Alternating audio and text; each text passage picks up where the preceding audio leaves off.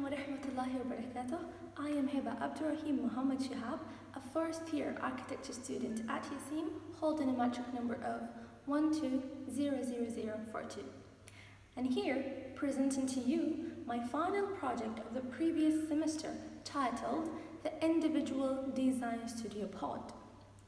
A confined space of 12 meter square area that aim to increase students' awareness of human anthropometric and how to integrate it with form and space. The objective of the design pod was to respond to the individual's needs in accordance with his understanding of human scale, human movement, and his behaviors. The design had gone through several stages, from initiating a concept, ideation, design process, sketches, and finally model making, which itself was a process. First, we started with a massing model, or as we call it, concept model, then move into a mock-up model, and ultimately the final model. And I will guide you through my design in a while.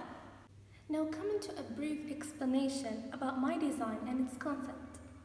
So basically, my pod is a curvilinear structure pod that represents the concept of dynamic architecture. So what is dynamic? Dynamic means the seamless transition of space that shows fluidity, that allows for varying activities with no strictly functional separations. And I was inspired by the design of the Hyderalif Center by the architect Zaha Hadid in Baku, Azerbaijan. I was fascinated by how the form of this design could establish a continuous and fluid relationship between the plaza itself, the surrounding, and the interior of the building. So the intention of this building's design was to relate to the historical understanding of architecture, not through the use of mimicry or a limiting adherence to the iconography of the past, but rather by developing a firmly contemporary interpretation, reflecting a more nuanced understanding. Alright, now moving to the design process and its strategy. First of all, designing this pod was more of a matter of privacy, because no matter how interactive and communicative person you are, at the end of the day, you need that place where you feel that is my place, where I can do whatever I want with no constraints. So I wanted to have that space where I can just study, relax, sit, just be away from the surrounding. Yes, I do like interacting with people, and it's wonderful, but I want my own zone where I have zero distractions. So this pod was that place for me. Well, as I've mentioned earlier, that the objective of this design was to increase students' awareness of humans anthropometric. So my design came to emphasize on humans' movement. As you can see in my design, it is curvy. So I want to illustrate how humans' posture changes within the form. So from standing to sitting to relaxing. So it goes like this: standing, sitting, relaxing, like a curve. And this pod was designed to be adaptive in terms of its inclusivity of varying activities such as studying to relaxing, maybe having a cup of coffee, and then resting. It also meant to show flexibility in terms of the material and its multifunctional furniture.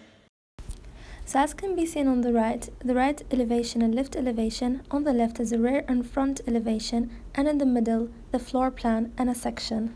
So, coming to the material, which is timber. I chose timber for featuring diverse properties, which include high durability.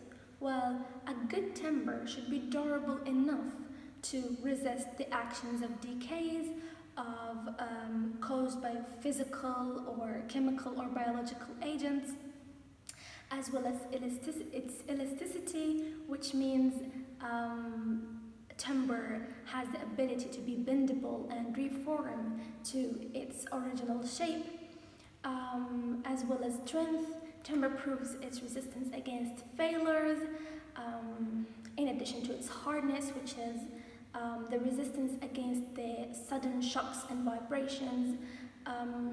In fact, timber should be tough enough to resist the sudden impact loads and vibrations. And finally, which I find the most important feature, which is good sound insulation, as actually the natural acoustic properties of timber control the excessive echo and or reverberations by reducing the transmission of sound vibrations. And the other thing is multifunctional furniture, which I wanted the furniture to have the ability to be movable and foldable to save space, as you know the pod has a limited area, so to make the most possible use of it. And to show minimalism, the openings were both foldable and movable, and within the structure itself. What I mean by within the structure itself is they are made out of the same outer material, which is timber, to reduce or avoid using excessive materials. And for my necklace study, I derived it from a hadith that compares the position of a believer to a flexible plant. The hadith says, Prophet ﷺ said, in the face of storms of events, the position of a believer is like a flexible plant. When a storm's wind hits, it shows softness and does not remain stiff erect. So, when a windstorm starts and attacks trees, green trees show some flexibility and allow the storm to pass overhead, and soon thereafter become upright after bowing for a while. But dry and hard trees try to remain standing in the face of stormy winds. The hardness and stiffness does not allow them to be flexible, and consequently they are uprooted. Alright, here I come to an end of this video. I want to thank you so much for having the time to watch and listen. Thank you so much, and Assalamu alaikum wa rahmatullahi wa barakatuh.